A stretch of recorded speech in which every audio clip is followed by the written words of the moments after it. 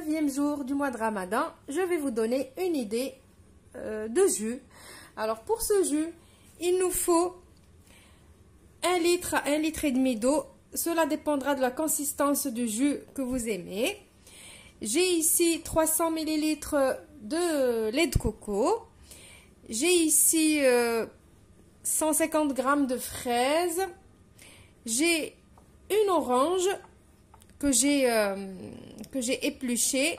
Alors, c'est des petites oranges. Je ne sais pas si vous les connaissez. C'est des oranges un petit peu bizarres, mais bien goûteux. Que quand vous les épluchez ou quand vous prélevez le zeste, par exemple, vos mains restent toutes jaunes. Je ne sais pas si vous remarquez, mes mains sont restées jaunes. On dirait du curcuma.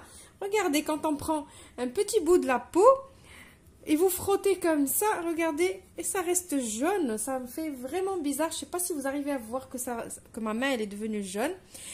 Bon, bref, c'est pas grave. Donc, vous prenez une orange ou 2 clémentines ou même un citron si vous voulez.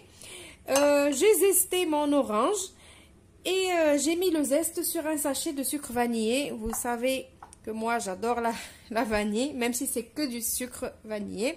Et après, vous mettez, vous sucrez votre jus à votre convenance. Moi, vous me connaissez maintenant, les jus, je ne mets pas de sucre du tout, à part le petit sachet de sucre vanillé. Et voilà, je vais prendre mon bol de mon robot, je vais mettre mes fraises, l'orange. Regardez, vous avez vu le bol comme il est resté jaune?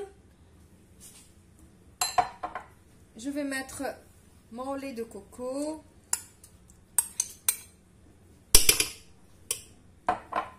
Et je vais mettre le sucre vanillé avec le zeste.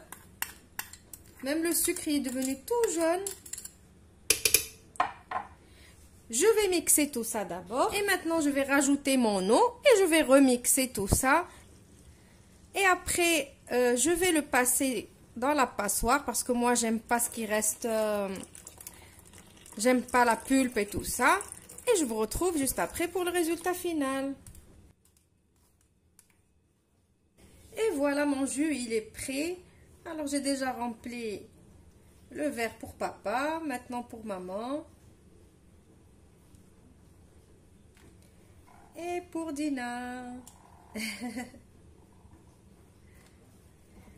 Voilà, donc j'espère que cette idée de jus vous a plu. Essayez-le, c'est trop bon, ça a des saveurs un petit peu différentes. Je vous retrouve demain, malgré que c'est dimanche, pour une nouvelle recette. Comme c'est les derniers jours de Ramadan, j'ai envie de profiter de vous et de vous voir même le dimanche, vous voir entre guillemets, vous voir dans les commentaires bien sûr. Allez, au revoir et à demain.